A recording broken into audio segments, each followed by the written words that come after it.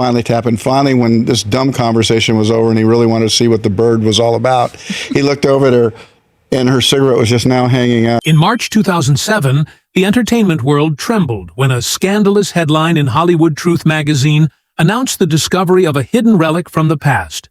A private notebook said to belong to the legendary Burt Lancaster, the acclaimed actor of From Here to Eternity, the outspoken champion of civil rights who had marched with Martin Luther King Jr., and a man revered not only for his screen brilliance, but also for his unwavering moral compass.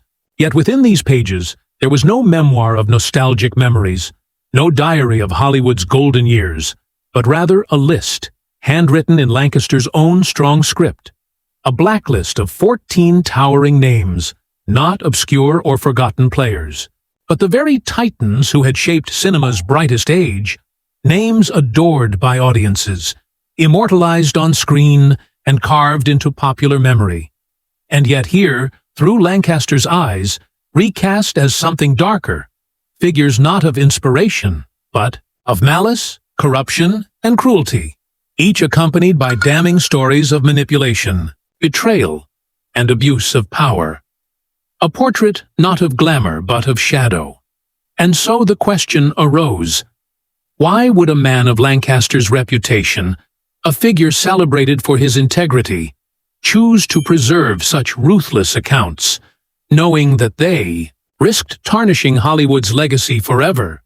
Was it confession? Was it warning? Or was it a desperate attempt to record truths others dared not speak?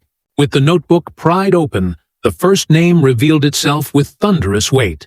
Elizabeth Taylor, the dazzling goddess of violet eyes and diamonds, remembered by the world as the ultimate screen siren, but here labeled by Lancaster as a tempest, a hidden storm that left chaos wherever she lingered. Her reign not of artistry alone, but of command and manipulation.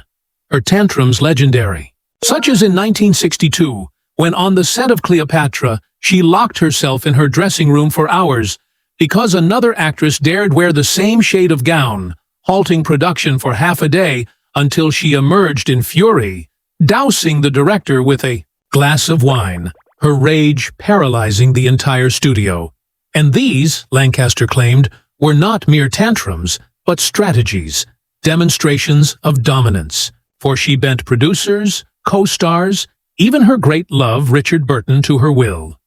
Their romance, less a tale of devotion than a contest of control.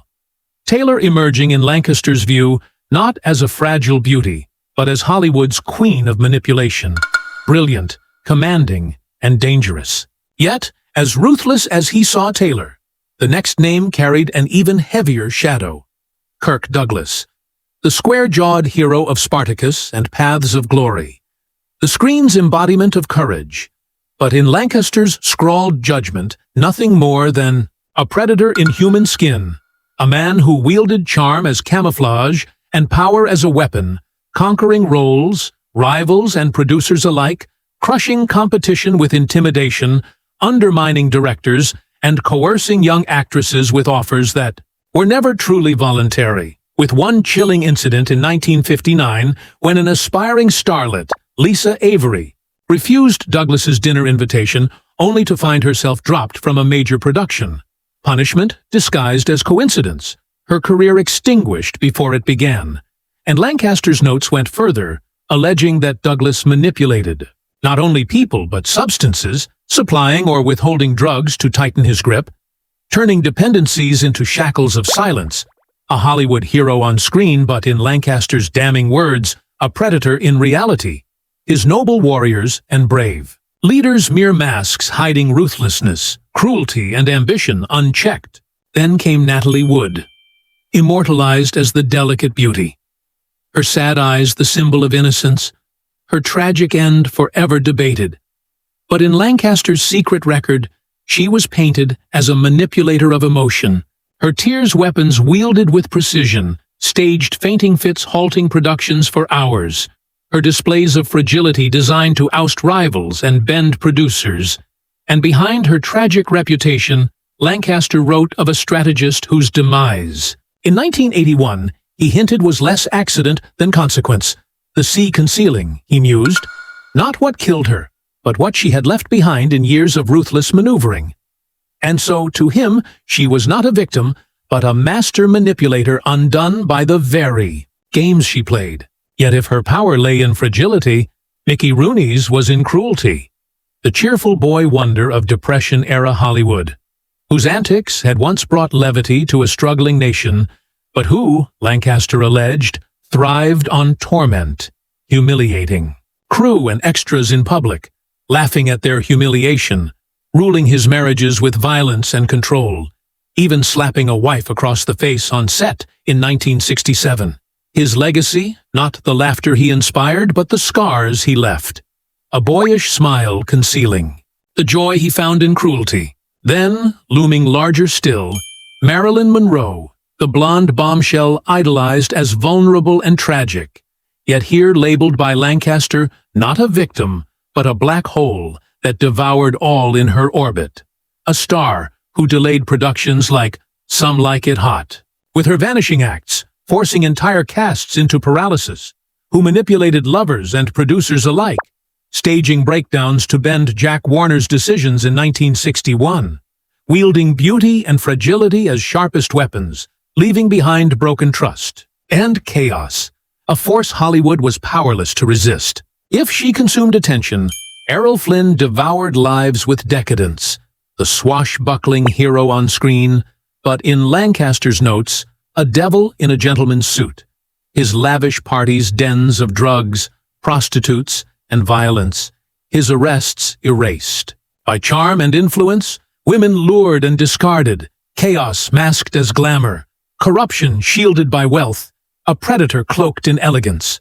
Next came Spencer Tracy, remembered publicly as the wise, humane actor of judgment at Nuremberg, yet behind the curtain, Lancaster claimed, the devil in the dressing room, alcohol his weapon, temper his ally, smashing bottles over trivial mistakes, shifting from charm to menace in a breath, even threatening self-destruction to manipulate co-stars, leaving sets shrouded in fear, his brilliance inseparable from the intimidation he inflicted. And if Tracy's cruelty was explosive, James Stewart's was cold and silent.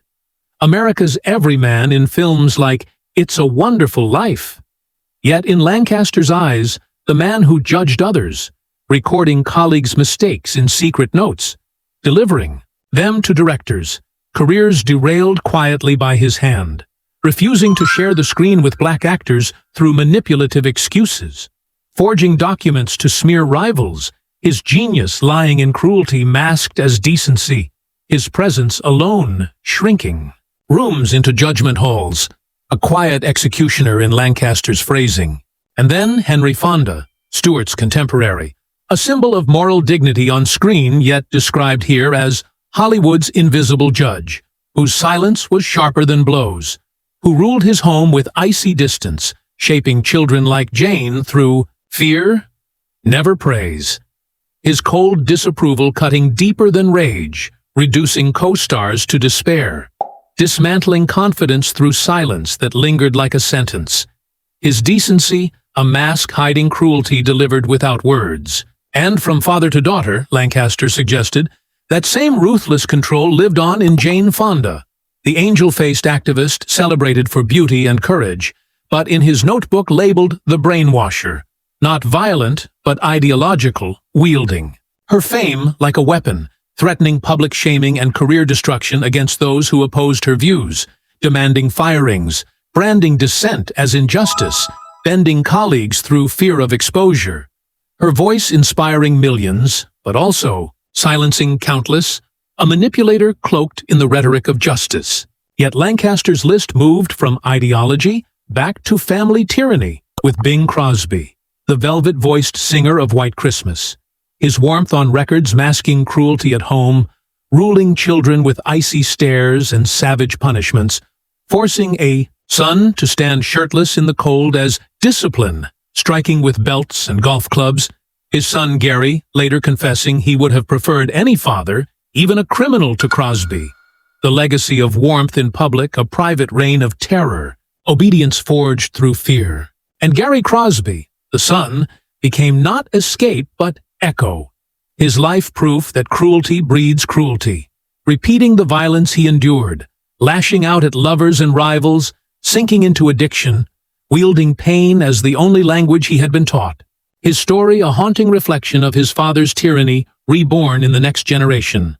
The cycle of abuse continuing unchecked. Then Joan Crawford, the formidable star whose commanding presence lit screens, but whose private life, in Lancaster's account, was one of terror. Children beaten with coat hangers and snapped combs, violence delivered with chilling aphorisms, like "pain is a woman's first lesson," her control extending to colleagues through drugs and intimidation, elegance in public masking dictatorship in private, love replaced with fear. And finally, Lucille Ball, the queen of comedy, laughter incarnate for audiences, yet in Lancaster's damning notes, the haunting smile of a razor's edge, ruling Desilu Productions with ruthless tyranny, keeping her own notebooks of employee errors, firing without hesitation, humiliating writers by forcing overnight rewrites only to discard them with mocking laughter, installing hidden microphones to spy on dissenters. Her joyous laugh weaponized into a tool of domination, crushing spirits beneath the image that had once saved CBS, and with Ball's name, the notebook closed.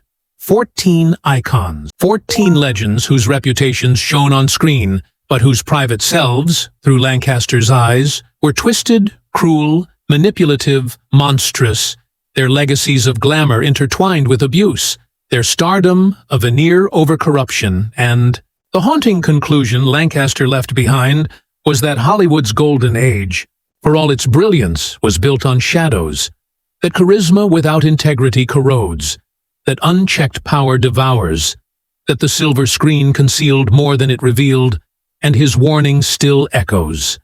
Fame inspires millions, but in the absence of morality, it also destroys, leaving behind scars as permanent as any film.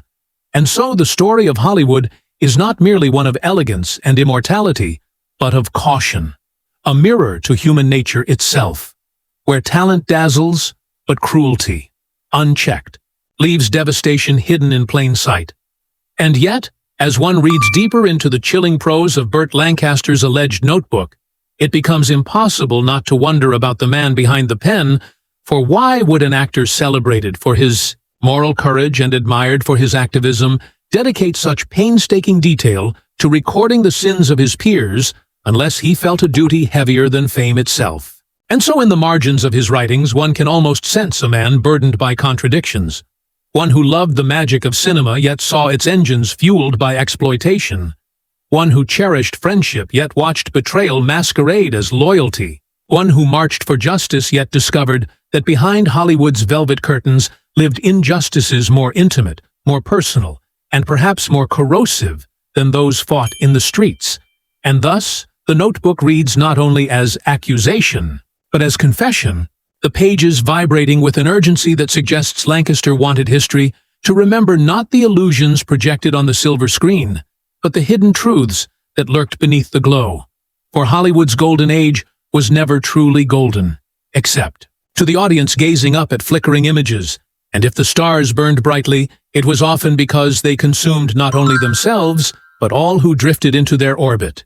And as he traced the rise and fall of each name, Lancaster seemed to be constructing a morality play of his own, one in which Elizabeth Taylor's tempestuous manipulations symbolized the industry's willingness to bend before beauty, in which Kirk Douglas's predations exposed the violence behind Hollywood's power structures, in which Natalie Wood's tears unveiled the destructive potency of performative fragility, in which Mickey Rooney's cruelty revealed the shadows behind comedy, in which Marilyn Monroe's consuming presence embodied Hollywood's addiction to spectacle, in which Errol Flynn's decadence illustrated the immunity of charm, in which Spencer Tracy's drunken rages demonstrated how brilliance could justify abuse, in which James Stewart's quiet judgments warned of cruelty disguised as integrity, in which Henry Fonda's silence showed how absence of warmth could wound more deeply than violence, in which Jane Fonda's ideology cautioned against righteousness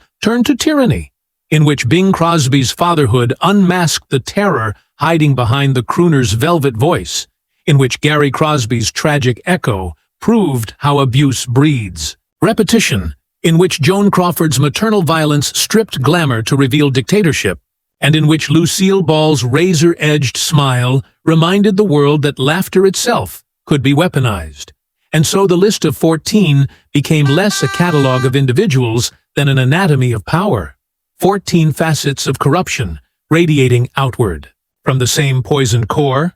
And Lancaster, in the way he framed their sins, seemed to suggest that fame does not merely magnify talent, it magnifies cruelty, rewarding those most skilled at domination while discarding the gentle, the honest, the unyieldingly kind, their names forgotten not because they lacked brilliance, but because they refused to play the game of fear.